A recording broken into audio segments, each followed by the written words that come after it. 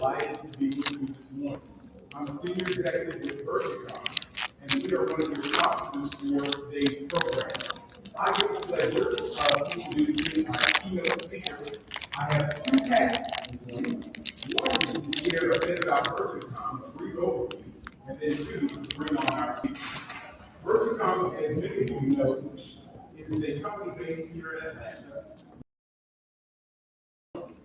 We have been in business. Our founder, Jimmy Payne, who, this is an interesting story.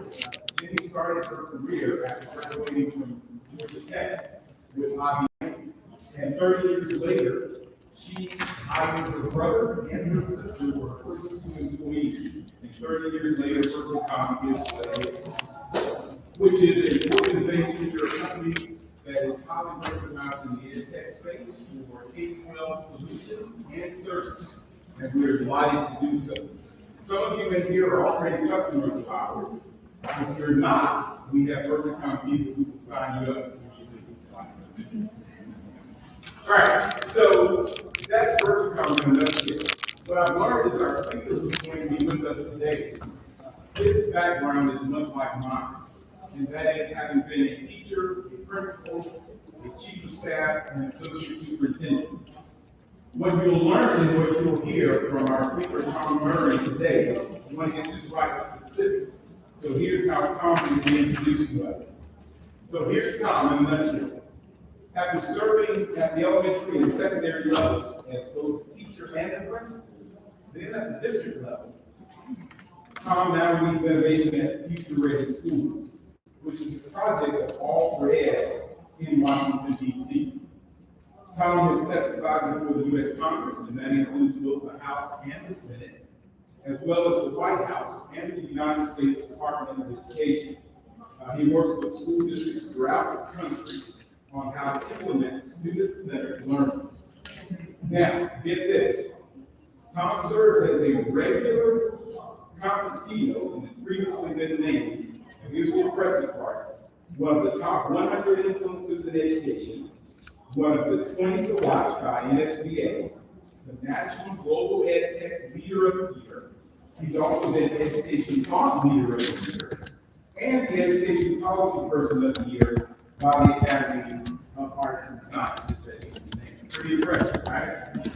If you haven't had the chance already, please go back and check out Tom's reel online because he has an incredible highlight reel for leaders. They are moving forward. So please, if you get a chance, go back and check that out. Now, Tom's last two books, Learning to Transform 8 Keys to Designing Tomorrow's Schools Today, as well as Personal and Authentic, Designing Learning Experiences that Impact a Lifetime, are both best sellers. So, ladies and gentlemen, if you would, please join me in giving a very warm Georgia welcome to the gentleman from the great Commonwealth of Pennsylvania, Mr. Tom Murray. I'm going to warm up back for this one because this guy is the reason I'm here as well. And I'm going to introduce the best I can. So we have kind of call about best friends and colleagues at work, which is awesome and dangerous at the same time. My co-presenter, one and only Dr. Adam File from Georgia. I'm so happy to be here, ladies and gentlemen. Some of you may know my story. I'm a former technology director from the Lee County School District in Georgia, also known as the Hollywood of the South. You trademarked it first, sorry. So happy to be here.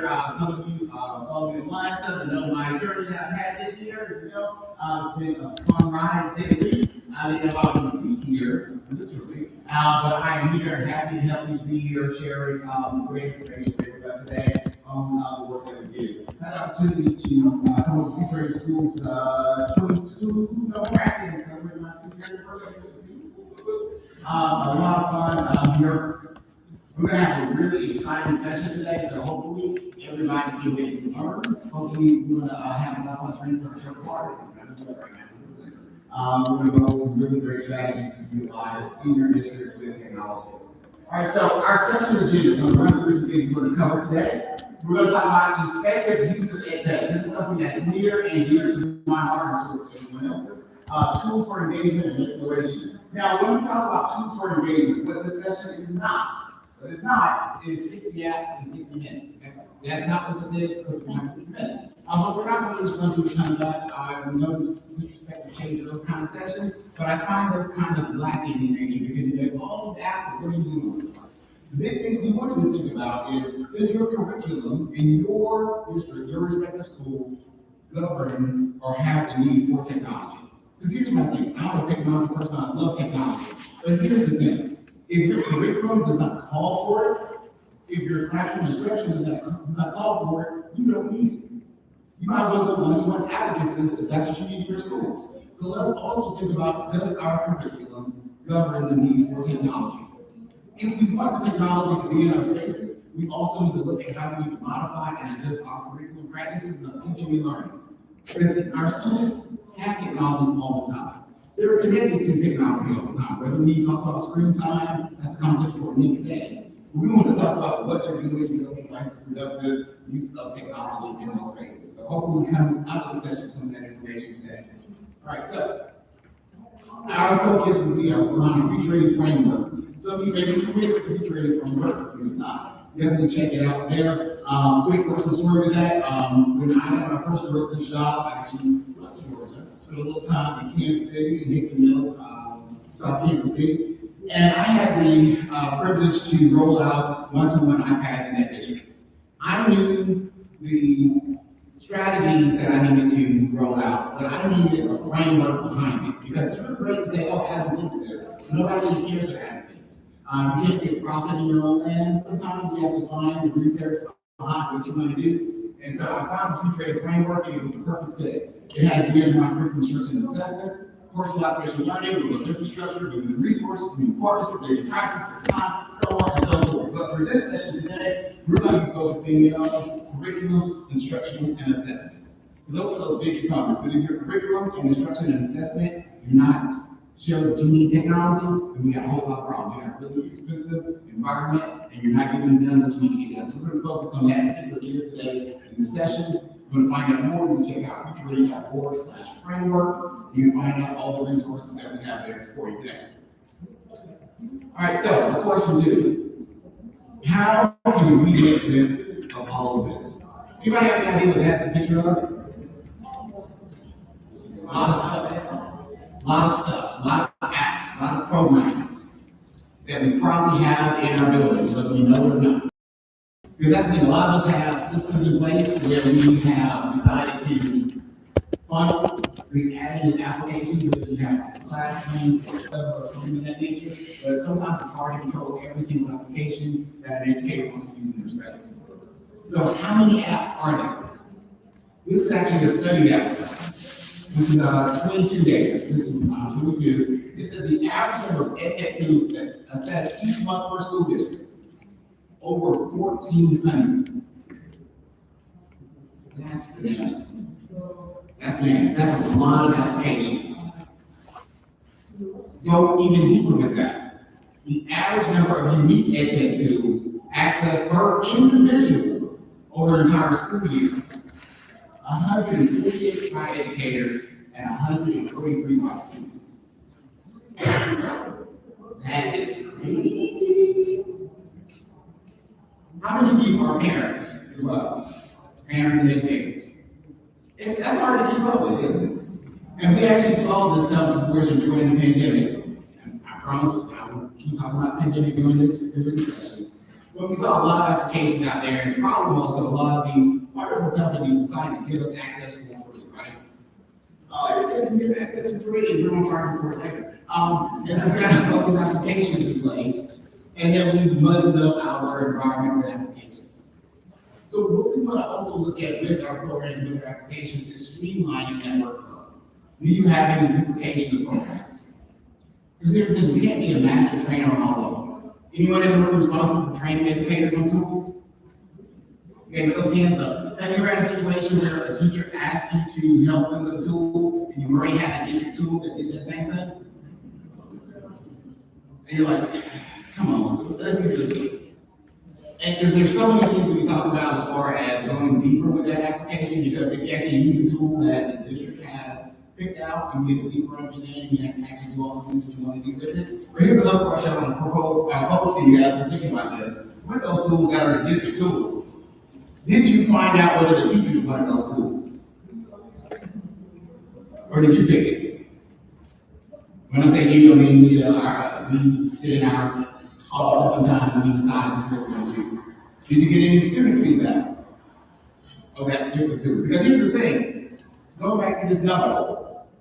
Educators and students, they're the ones that are using the tools. So we need to make sure that they understand what the tool can do, how to utilize the tool, and what's the best tool for them. And if they don't think the tool we have as the district is the best tool for them, then we maybe need to sell them on that and show them the workflow or how to explain why this tool is better because of data privacy, so on and so forth. Because there may be a really awesome tool that's out there that students can use, but that particular tool does a horrible job of data privacy. And we don't want them using that particular tool. It could be a really great tool, but they need to tighten up on a lot of things on their end. So we have to make sure you have this conversation with our individuals. So, question to you. I actually want you to answer this question. How would you define effective use of EdTech? How would you define an effective use of EdTech? So think about that for a second. Here's my thing. When I walk in the classroom, I should just know. You know, isn't that feeling? It's like, oh my gosh, this is so amazing in this classroom, what they're doing with technology. And if you've ever been in a situation where you walk in the classroom, the teacher's like, I should have been here 10 minutes ago. We're doing some amazing things with technology. Come back tomorrow. We're doing something with the Chromebooks. That's not what I'm talking about. I want you to just think about what does that look like. I've heard people say, oh, it's icing on the top, it's cherry on top and all this stuff. I push back on that issue. When I think of effective EdTech use in the classroom, it's seamless. It's almost like you don't know what's happening because it's a part of learning. Think about a cake. It's an ingredient in the cake. It's the eggs or the flour. It's in the cake. If you don't have the flour in the cake, it's not going to work right unless you're gluten and the other stuff. But it has to be that ingredient in the cake. I know one time my brother was making the cake for my wife. She wanted to be a baker. She was making the cake, and she used baking soda instead of baking powder. We made sure we were talking about reading, and then the cake tasted a little funny. We couldn't quite figure out what that taste was. Weird. I don't know if I called in my mouth or something. And then we went back and realized she put the wrong ingredient in there. So when you use EdTech, it's a seamless ingredient in there, but if you use the wrong tool, the lesson quite won't go right. So that's what I think about when I think about effective EdTech engagement. So this is what I want you to do. You have a pamphlet up there. I want you to tell us how you would define effective use of EdTech. But wait! There's more. I'm a big fan of Marzano's high-yield instructional strategies, so I want you to use non-linguistic representation. So I want you to find a picture and add to the Padlet that represents what you think effective use of EdTech looks like. Like I said, my example is cake. Well, all the ingredients in the cake, so what's your example? Find a picture that you think will define effective use of EdTech and add it to the Padlet. If you click on that, there's a little plus sign at the very bottom, should be able to search for an image and add the image there. What image do you think represents effective use of EdTech? Got some really good ones over the past, but I got faith in my Jordan Reeves.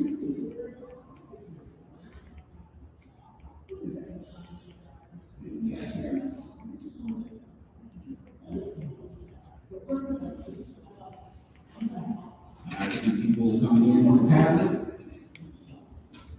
Once again, you click the plus sign down here at the bottom, and then you can add your image to our Padlet here. So find an image that you can think about that represents effective use of EdTech.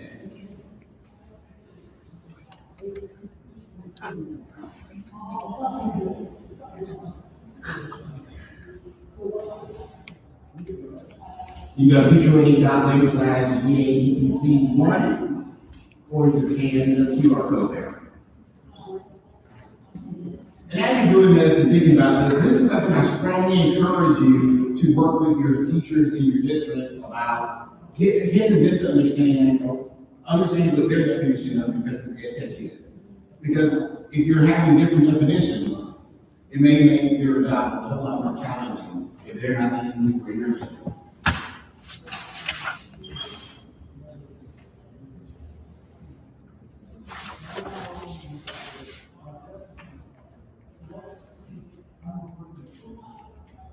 Everybody got it there? Let's expect the tablet.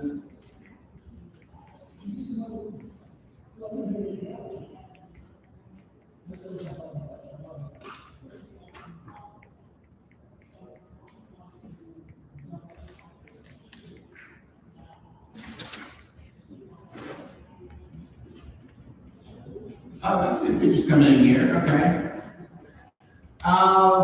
The bike, anybody want to elaborate on the bike? Whoever had the image of the bike? My thoughts are that bike was nice and cool and shiny, but it's the kids who drive the bike.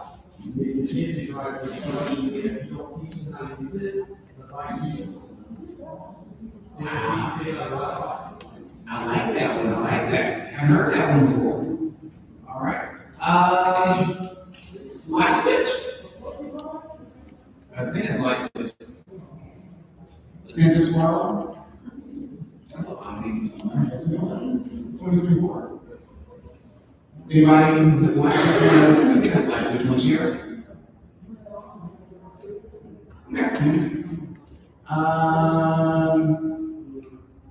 Okay, the red pill, blue pill. All right, go ahead. So I think that, I find that technology is really useful as a system in using it, and so you have to be very thoughtful about using your technology. So I feel like you either employ a path towards using the tools like this little pen or a notebook or a textbook, or it's a student that you just kind of get to and completely take over your classroom, your curriculum, and you are no longer like an expert or a person that are going to provide context for things that they're learning. I like that. Also, that there is a good, major fans. Okay, little girl with the raincoats. I guess it's a raincoat. That was mine. All right. And so I thought of it this way, that effective use of technology is enhancing your students' learning and teaching. And so the raincoat has lots of colors, there's lots of pieces of technology out here. Picture, like you're using all kinds of things, but it kind of wraps around the student and she's smiling, so I can enhance what is happening with her learning or students. All right, so we have a lot of really great resources there. I'm pretty sure, last one, because I'm just a fan of it. Justin, Captain Planet? Yeah. So, yeah. So, we're thinking the same thing about its different aspects. Much like the cake, but like you have to be very powerful about it because the ultimate goal definitely the overall education of the student. So, but in order to get that, you have to combine different things together. And Edtech is one of several broad areas that students have. Does everybody remember all the rings in Captain Planet? We have Earth, Fire, Wind, Water. Okay, there we go. I knew you guys would look the other way. All right, so from that, we see there's a lot of different ways that we can look at technology integration, but definitely having that clear definition of what it should look like should be very essential to the training that you're doing in your particular spaces with that. Okay, so Tom. So we only have one microphone, so I'll project the best I can. If I'm not projecting well enough, you just give me a wave as I'm talking on with it. Let me start with a quick story to share where all of this changed in my mind. In the year 2001, I was a fourth grade teacher, and we were 1-to-1. Palm Pilots. How many remember Palm Pilots? I was told at one point in time that Palm Pilots will revolutionize education. Now, I was one of those teachers that was like, sure, I'll try it, no problem. So Palm Pilots are actually the beginning to mobility, right? So my principal comes in, let me set the tone. My principal was amazing. He set an incredible culture. He built relationships. That's an important part of this story. And so he comes in and he says, hey, we have this new spelling curriculum. I'd love to come in and watch just 20 minutes of what you're doing with the new spelling curriculum. All right, no problem. So the night before, I'll put it together. I'm thinking to myself, here we go, just being real. Well, if I can use the Palm Pilots during the spelling piece, so I put it together, follow this. It's only 20 minutes. I gave direction to my class, asked a couple of questions. They all pull out the Palm Pilots. They did individual spelling lists, and hear me out. For 20 minutes, every kid was engaged. For 20 minutes, every kid followed every direction perfectly. For 20 minutes, they were beaming each other's words back and forth, practicing each other. So I'd ask you about your word, you write it on the Palm Pilot, you beam it over to me. And after 20 minutes, my principal would be in there, I'm like, I'm going to drop the mic, because that's how it's done. 20 minutes of like complete engagement, practicing the words. I was like, I can't wait to hear how great he thinks this lesson was. So the next day, I roll into Bill's office, again, amazing principal. Sit down, he's like, so Tom, what were your learning objectives? I said, we wanted to use the Palm Pilots to be able to. He goes, no, stop. What were your learning objectives? And I was like, dude, you cut me off. We wanted to use the Palm Pilots to be able to. He said, stop. I keep asking you about learning. You start with technology. And I was like, oh. He goes, Tom, let me push on you for a moment. Again, we had the relationship. Let me push on you for a moment. I think you created the lesson because the tech could do something, not because it was the best way to learn something. Let me ask you this. Could you have done the exact same thing, pencil and paper, in a third of the time? I think you created the lesson because the tech could do something, not because of it. That was a supervision conversation 24 years ago in my world that I remember to this day. Now, again, he was not ripping my cord out. We were great friends. He was able to really push me on that. He was spot on. I created something because the tech could, not because it was the best way to learn something. And I'll step out and say, and that is paramount across our country right now, and has been for 20 some odd years. Just because it's digital does not mean it's any good.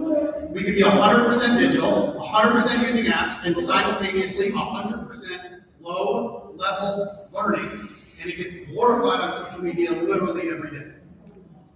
I'm paperless, hear me out. All right, that tells me nothing about learning, right? And so when we think about it here, I'm a huge fan of EdTech when it's used well.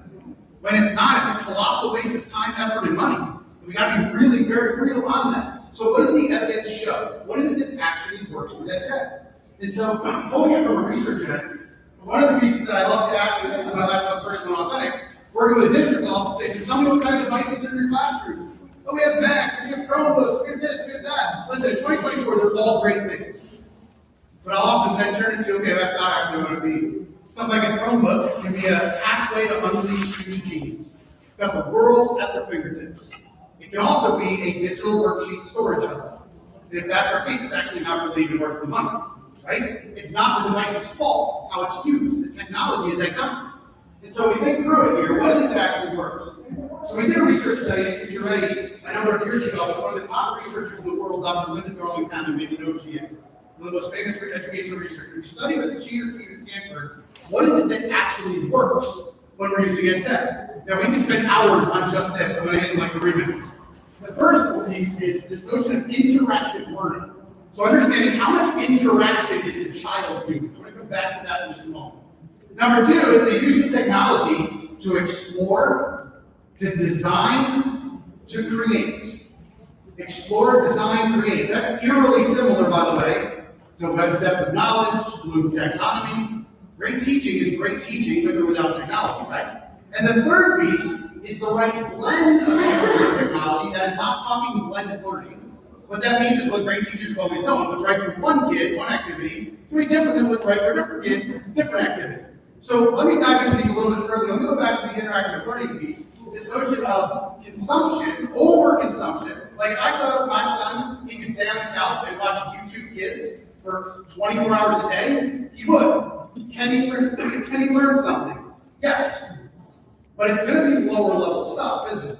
kind of basic recall type stuff. It's not inherently bad, but it's just lower level. Versus the exploration, the design, leveraging for creativity. That's an image from Personal Authentic related to that. We've been talking about the digital divide in our country for over 20 years. The has and has nots of technology. We helped at Future Ready back in 2016, the National Edtech Plan. We helped to support that back in the day, a number of years ago. And they came up with a phrase that I love, it comes up as the digital use divide, which is far more of an issue currently than the digital divide. And I'm not demeaning the digital divide, kids without access. I work on that nationally all the time. It's a huge issue still. Digital use divide means I can walk down the hallway, the classroom on the right, those Chromebooks, wherever they are worth every penny.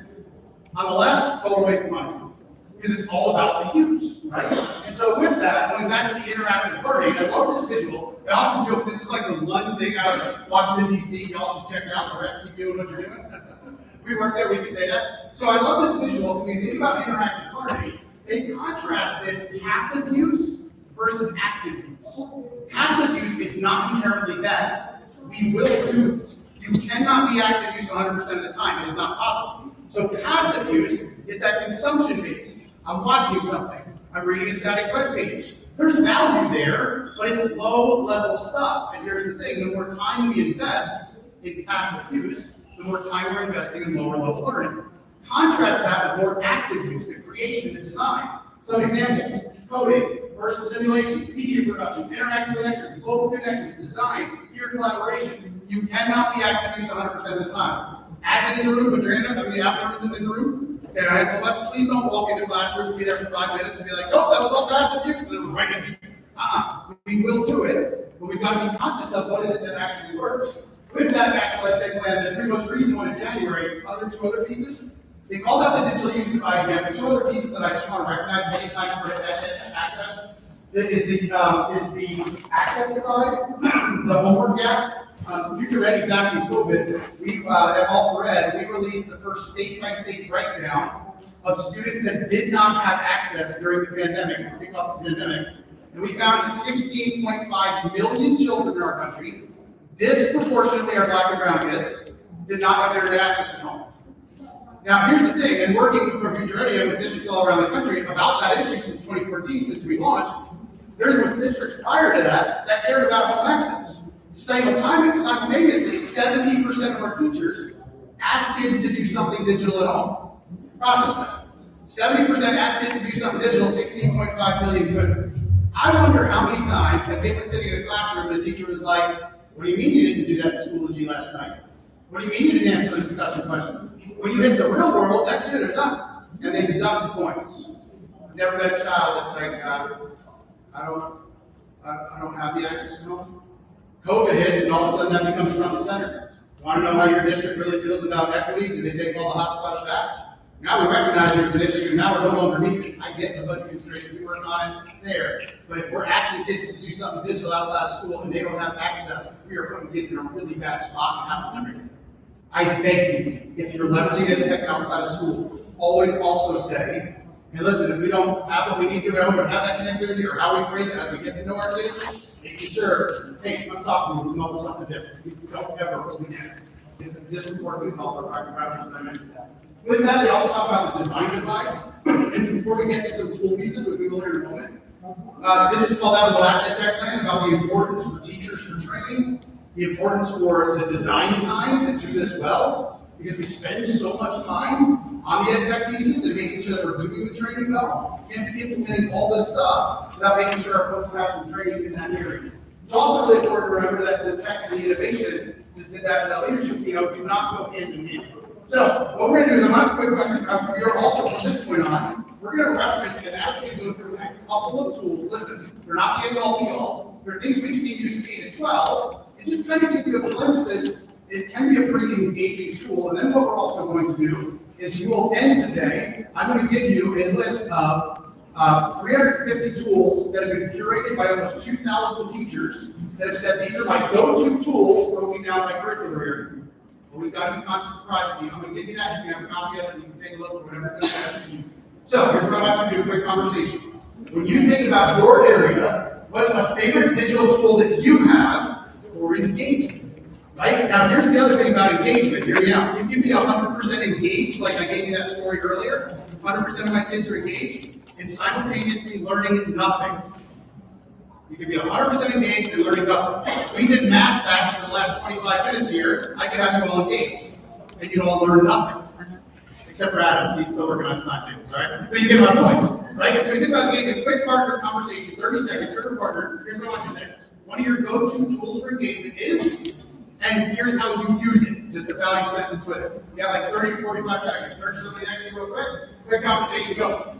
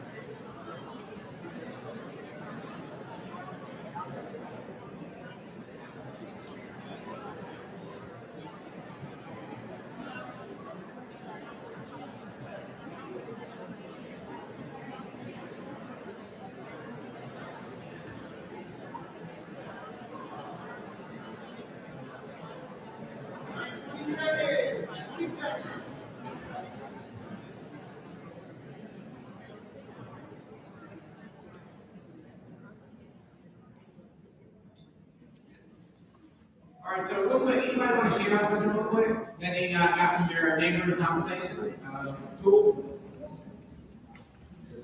Nearby, one of my favorite tools, love Nearby. Yeah, kids love games, love games. You might have Canva. How many people?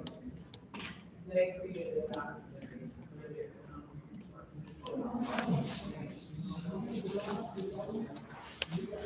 And that's something that's very important. Our students right now, we have a slide up there earlier. Everybody is a consumer of content, but we also want them to be producers. So I smash those terms together. I like to call students prosumers. Because they are producers and they're consumers. Because here's the thing, pretty much every kid has to produce content in your classroom, whether you know about it or not. Because as commented earlier, there's something on YouTube for kids. Kids are creating content. I remember years ago, my daughter, when she wanted to hold my phone at Christmas, she was like, "Hey, can I hold your phone?" I thought she was going to take pictures of people opening gifts. But no, she was going around and she started recording a video. She was like, "Hi, this is Katie here, and Daddy got a brand new toy for Christmas. Don't forget to subscribe and like." But at that age, you're already doing that kind of stuff. And so, but here's the thing to keep in mind also, going back to those live. I know my kids have those opportunities. I challenge you, all your kids have those opportunities. Every kid in your space has an opportunity they don't have it at home. There's a lot of awesome tools that are really good that I love. Yeah, Padlet, of course. Love that tool. And now, right now, how many of you will flip things? Okay. I see all Flipgrid. I'm on Flipgrid. I'm on Flipgrid. Okay. So Flipgrid went away, but Padlet actually has the ability to upload videos of the same things that you're doing in Flipgrid. You can use it in Padlet if you have it. There's a free version of it. Then you all have a paid version. You get a little bit more access to it. If you have a resource, that's something that definitely is worth to look at. Teach. If you're looking for a great back channel in your, I'm familiar with the program Today's Meet. We have like those back channels, we have conversations, really great tool to use. You can do this in your classroom. You can also do this with your staff when you're having those meetings. So like right now, this would be a great tool to use. I can talk about us running that in the back channel. How many of you do that? You have that little text message with your friend, and you look at the box, see the kid message. Tom, did that the other day with me?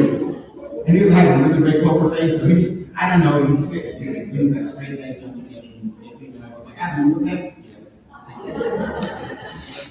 Speaker Coach. Love this tool. Speaker Coach. How many of you know about this one? Okay. Thank you for raising your hands. My daughter, I can proudly say she was taking speech.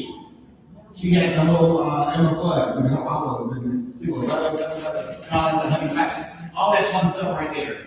Utilizing Speaker Coach, it listens to you, it gives you feedback. It will tell you how many times you use filler words like basically, like, and so. It gives you those feedback and it'll let you know if you were presenting this, when people would get bored of what you're saying. So it gave her a lot of practice in scoring. Her speech was like, oh, I didn't know that thing existed. Right now, this year, as an 8th grader, she tested out speech, and she just won her poetry contest in her school, poetry artist expansion. And she's in her school play for high school musical junior. All that due to using technology to practice on her own. They got from mom's jeans. Canva. Some really great tools and resources out there. I love this for students to be able to use it as to start their creativity, to help with their writing, to create amazing artifacts. There's a lot of teachers that even use it. I see so many flyers. Really great for students to get in there. My son did Project on the Sun, utilizing the school. He was able to come around and embed a video of himself talking about what he learned from the sun. And in 2 seconds, he was doing it all by himself when I got started. And he was like, Dad, why does my teacher do this all the time in the classroom?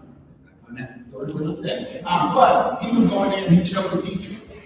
These are really great tools that they can utilize. And with that, they'll have their magic right to it. Everybody's learning AI. They can check it out. You get Adobe School, Adobe has some new products with their Adobe Firefly. Do some really great things with that. I'll be talking about that later today in my AI section. One tool that we love, and this one is $3.99, Harmony SEL. Has some really great resources there. You're looking for some ways to bring in SEL into your classroom, into your school. Check out the resources and tell it costs you nothing. Nothing I tell you. You utilize the tool, you can check out featuring.me/Harmony. Has really great online resources to utilize on this platform. So before we do this, we wanted to quick hit some of these as examples of explore, design, create that we've seen used K-12. So in rattling off a couple of these as quick examples, it's not our job to say use this, use that in terms of a promotion. What we're saying is here's some quick tools that we've seen used from elementary all the way to high school. Because the problem with tool-based stuff is, let me prove it to you, how many of you teach at the elementary level K3? How many of you are 4 or 5? How many of you are middle school? How many of you are high school? How many of you are at district office or principal? Do you see the point? So if you're a physics teacher, didn't sit next to a kindergarten teacher, be like, hey, use this tool, there's issues. So what we just showed were some tools we used in elementary K-12 that also fit the explore, design, create, the notion of interactive, right? And so part of that, we partner with a company. We're so excited to show this. What we're about to show you next, we're going to actually give you just a couple of minutes of it. We know we're tight on time because millions of dollars of digital equity funding has gone into, millions of dollars truly has gone into what we're about to show you. It is totally free. There is no catch. There will never be a sales pitch. What? We only have 15 minutes left. So with that, we work with movie companies. So picture like movie clips that you're allowed to use. I'm not talking Titanic for 3 hours on Friday. I thought that was funny, you didn't, but that's all right. I'm talking, here's 3 minutes, so here's a quick pitch. Here's 3 minutes of the Lego movie. If I'm a 4th grade teacher, once I create an account, we're going to show you this in a moment, I can go in, I can sort my standard, I can sort my grade level, I can sort my subject area.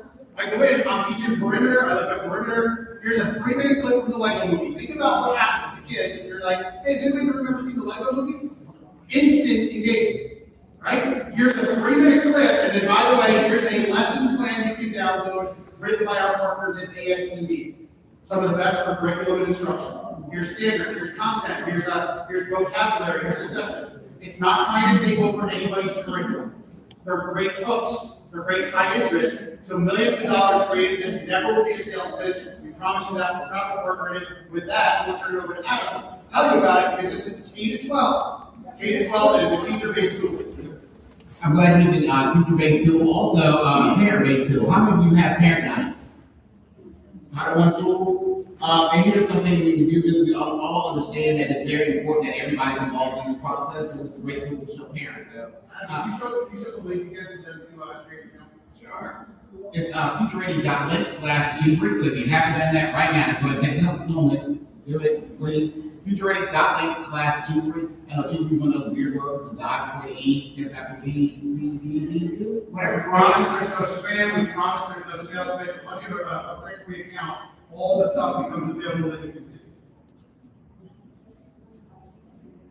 Futureready.link/G3. Like how the matrix. There we go.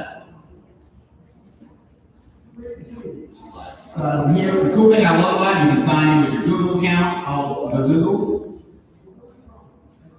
Bada bing, bada boom, as I said, it's teacher facing, not student facing, so you don't have to worry about the whole password stuff there. So, point out the resources that we have here. So we have support for English, SPL stuff, technology engineering, digital arts, math, science, digital literacy. I'm gonna talk about digital literacy because it's near and dear to my heart, and we know everybody is responsible for supporting digital citizenship, digital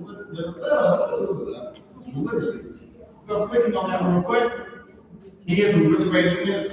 Once again, it's right here, grades 11 through 12, so we don't always pop right into the elementary stuff. But you have AI ethics, new resources there, phishing and privacy, online ad targeting, algorithms. How many of you heard about algorithms?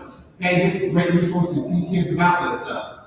Go down and see, you'll have all the way down to resource about citizenship, authentication 101, getting started online. I love these resources, and these are from Media Smarts.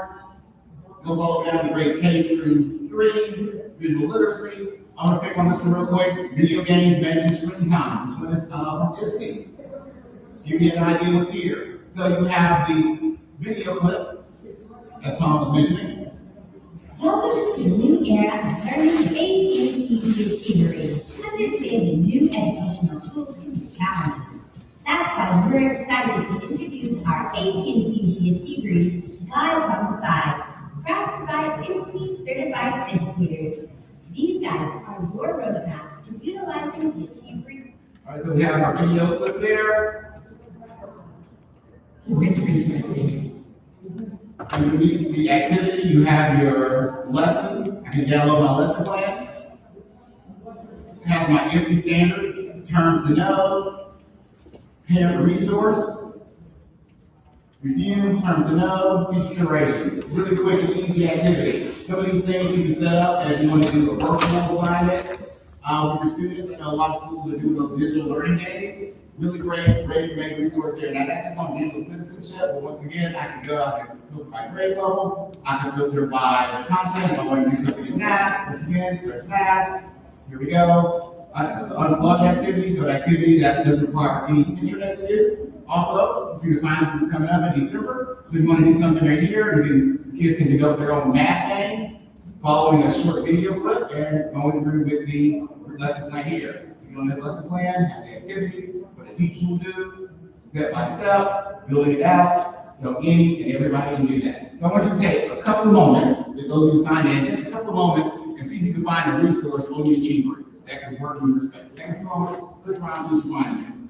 Yeah, no sales pitch, local grades from digital equity funds, futureready.link/Achievery. She gets you there. Yep. So take a few moments, see a lesson that you can find. And once again, one thing that I love about this is it's something that's simple and easy, and parents can get involved and do this at home.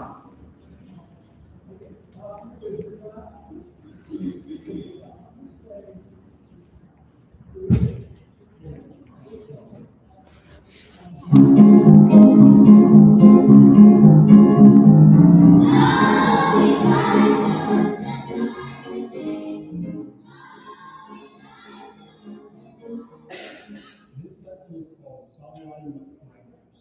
We're running back some songs here. Sometimes the chorus is just a little bit different each time you sing it.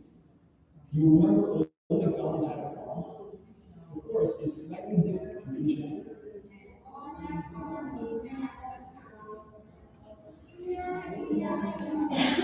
A small change in each chorus can be shown using something that we call parameters. All right. The other thing, filtering, is you can filter by, I was talking about movie companies earlier, you'll see some of those. You'll see NASA is a partner for providing content. You can go in and get content from NASA, certificate standards, and grade level. Again, high engagement, lesson plans are from efficiency end. Obviously, you can take video of that, all open source, it's all being shared with you. And so, great free tool to spend another minute or so on. Again, we see this use K-12 throughout the partner. Absolutely no sales pitch ever promised that. And how much does this cost, Tom? Free. All right. So again, lots of resources, definitely check that out. We want to make sure that everyone has access and aware of that amazing tool there. I'm sorry, say again, what's the vetting process? Yes, there's a huge team on the foundation side that goes through the ASCD. That's a lot of y'all familiar with the ASCD, right? Merge with ISTE, and then do the lesson plans, and that's part of the vetting process as they do the lesson plan, making sure it's totally responsive, making sure it's appropriate, all the different pieces there. Yeah, they are vetted by educators, and I'm glad you mentioned that diversity and equity piece. So they also look at the resources there, so you'll see a diversity of books for the students, backgrounds of kids, and presenters in the different videos. That's one thing that I love. So students love seeing people who look like them in videos. And so when you get to see those videos, you're like, oh wow, that girl looks like me, that guy looks like me, especially when you can have videos from girls that cover lots of amazing resources in there. They get everything, young women doing really great things with technology and education. So as a father of 2 girls, I love being able to share those videos and resources with my girls to see that kind of stuff as well. All right, we have 7 minutes left of your time, so I need 2 other quick pieces there. Go ahead. So you said it's not the standard, are you talking about? So if you go to Delta, yes, so obviously you start going to different states, there's not 50 sets of state standards in there. But typically, you can find something that's at least close to state standards and get somewhat similar there. But there's gonna be, you could see Common Core is one of the things listed in there, other things that are listed throughout, there's a whole bunch of things you can filter by. I would say that you're not gonna see, I don't think, at Georgia standards, because it's a national set thing, or a sheet, that too. To get something that's close to that. So here are standards, CASEL, CCSS, ISTE standards, so on and so forth. So those are our ones. Those filters are really key to just find out what's in it for you. Very quickly, we have 2 other things we did very quickly in the last 7 minutes. We think about teacher support. We talk about explore and design and create. So let's be real, efficiency is also key. We recognize there's only so much time, so we can leverage tools to be more efficient. So it wouldn't be a session at a conference today if we just had to this for 30 seconds, right? Let me share a quick story here as an example of why from a teacher efficiency end. I'm not talking about students at this point. I want to talk about, so I was in Michigan working with a high school district a number of months ago, and I had people, we're doing a version of this session, and I had people put yourself in 1 of 3 groups. You think about AI, you think about ChatGPT, you put yourself in 1 of 3 groups, walk and block, I see some potential, but I'm scared, some guardrails, or like already off and running. And it was about a third. So then I moved and said, all right, those people that said lock and block, we're just going to start here. Let's talk about how Edtech and AI can be a thought partner for you.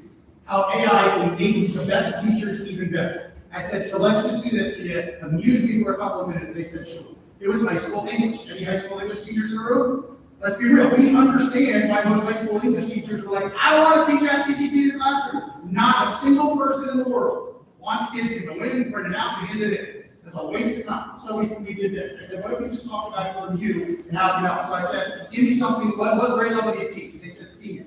I said, give me something you teach. They said, Shakespeare. So I went into ChatGPT, or just modeling something for you real quick, prompt we all know matters, right? And I said, I'm an educator teaching high school seniors in English class. Give me 3 activities that I can use with my students around Shakespeare. Spits it out. I said to them, I said, tell if they're all junk, call it out, and we're all junk. First activity was this. Create a short play where Shakespeare characters have to remain true to who they are, but it takes place in the modern Star Wars. And I showed the other ones. They all went, oh. I said, next question for you. Have you ever done any of these 3 activities? They all said no. In the first minute, I was like, we acknowledge you gave us some ideas of things you've never done. There's value there. I said, do you like any of these? He said, yeah, we kind of like the first one. I said, all right, let's go even further. Open it up. I said, y'all use rubrics? They laughed. They said, yes. How many domains you said? Yeah. They said 5. I said, create a rubric having 5 domains based on 50 points. Now, do not ever print it out and hand it out. Why? Because you just said kids shouldn't do it, teachers shouldn't do it either. Because ran into the same issue. He said, maybe it's just not right. And so we went in there, they gave me a couple domains, they said use content, use conventions, and it spits it out, and their mouth drops. How many hours countlessly do we spend creating rubrics over and over and over again? We could save some time, even if it's 70% to get us started. I then said, you care about parents? Get all out. I said, take activity 1 and design a one-page letter to parents on how they support the project we'll be working on at home. It spits it out. Don't ever hand that out to parents without going through it. That's dumb. You want kids to do it, don't do it yourself either, right? Then we went and I said, watch this. I said, translate that letter into Spanish. Now, don't hand that out without walking down to your Spanish teaching colleague and say, can you read through this? Because you might put out some stuff that's really not culturally relevant or responsive. You might put yourself in a corner. That's why you can't do it. But all of a sudden, in just a few minutes, your mindset shifted. Even if this conversation is, how can it make me better? There's incredible value. Are there things with kids we have to be very conscious of? Yes, we do. Are there age limits and things we have to be conscious of? Absolutely. When we think about AI, you have to be really considerate of bias in some of those. You better believe it. There's a lot of issues out there. I have no doubt my buddy AJ Giuliani yesterday had an incredible talk on it. I wish I could have been there with it. To challenge our thinking, this is not going away, number 1. Number 2, it can only make us better when we're intentional about using it. One other tool related to that is Puripod. We can have 30 seconds to click on this. Just an end, but not the end all be all, but an AI tool to help teachers with lesson planning. Now, the last thing any parent wants is their teacher brainlessly bringing something up, not thinking about it, bringing it out, and then just trying to implement it. Why? Because there's such an art form to teaching. And AI can never ever replicate, but it can make us better. And so Puripod is a great kind of lesson planning type tool to support some of the work, to give you ideas, and also help remove some of your blinders and give you ideas maybe more thinking. Yeah, real quick on the AI tool, we work with students across the country when we have our innovation and leadership forums. And one thing the students have said time and time again, teach us how to use AI. Because my teacher's not available at 11 o'clock at night and I'm trying to do these math problems. How can I utilize AI to help me do this problem when no one's around to help me? Mom and dad have no idea. Not to get the answer, but to put the problem in, what are my next steps? How should this look? Or being able to take the rubric that you gave them, upload it into ChatGPT or whatever, Gemini, put in your writing assignment and say, hey, judge, score this based on this rubric and give me feedback in areas I need to write more. So also utilize these tools to strengthen what the students are doing and who your students are 13 and over, of course, in those spaces as well, something that students are begging for. So they don't want to cheat, they want you to tell them how not to try to utilize those platforms to give students their learning. Last 2 minutes, now what time for AI session and everything? It's at 3:15. Somewhere here, if you want to check out the roadmap, going back to the example that I gave, those high school English teachers spent their lunch period, I didn't tell them to, and they redesigned what they were doing that week by just bouncing ideas off of. Because you ever, I did it last year, you're like, man, I've done this 5 days in a row, I need to do something different. You kind of get that brain fog, we've all been there. Just ask some questions and get some ideas. We want to give you 2 things you don't have time to be able to spend on. We're going to spend some time to let you explore. This is the resource that I referenced quickly. There's over 350 tools recommended by over almost close to 2,000 educators to help you build this. You are allowed to make a copy of this document and use it in any way that you want. Just don't sell it. That would be cool. All right? That's fine. That's fine. So you can comment because here's the thing. I recognize what's relevant for you is probably totally different than what's relevant for people next to you. I will also say, second piece, always have to be conscious of privacy. I testified, referenced earlier, related to student data privacy. By the way, that's an issue both red and blue election season care about. We messed it up one thing, one time, we shatter trust in our community. We can be doing great things, invest in privacy stuff, especially if you teach kids that are under 13, you better be uber conscious of anything you're doing with student data. If you have questions, find an administrator, ask an administrator. Because we don't have time for this, here's the URL. It's bit.ly, so if you know that this is case sensitive, bit.ly/tools for engagement. The T, the F, and the E are capitalized. We're welcome to check that out. My goal for you is just find some things that work for you. The goal is not that you leave here with 400 new tools trying to figure that out. That's not the goal. The goal is that maybe we push your mindset a little bit of making sure we're intentional about effective practices, and then finding some things for the engagement end. When I think about not baby's teachers, not baby's my agent, I don't care if we use a brand new tool every day. That's not the goal. I would much rather the teachers have really great tools that gives them the data and the information that they can use to help support instruction, and everybody knows how to use it well, so we don't spend hour after hour after hour just trying to figure things out because the time is so precious in here. Last piece here, because of the sake of time, if you want to stay connected to Future Ready Schools, make sure to find us on social media, get a little selling it, we support the work, and we're gonna give you a copy of this slide deck if you want it. Y'all can say you're welcome to school, that's fine, everything, there you go. There's a copy of the slide deck and all the slides we just used. If you share anything from it, please just give credit. Credit is good for futureready.org. Go to futureready.link/GaETC2. You get a copy of the Google slides that we just used. Adam, final word? I'm Adam. I'm Tom. I'm Tom. Thanks so much for appreciate it.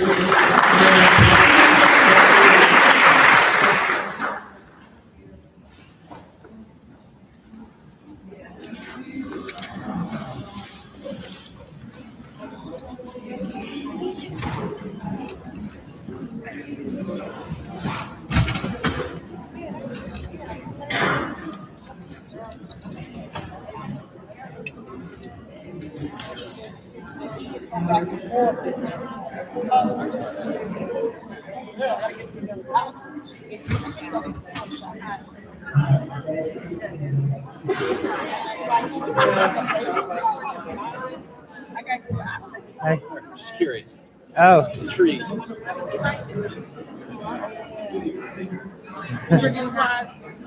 Your brain's tired. Huh? Your brain must be tired. My legs are tired because I've been sitting all day. See, this is the second day. So. Yeah. Yeah, we saw you working yesterday. Oh, yeah? Yeah. Those are amazing. Thank you. I appreciate it. Okay. So I've always wanted to ask you Mm-hmm. about. Here you go. Oh, there you go. Oh, thank you.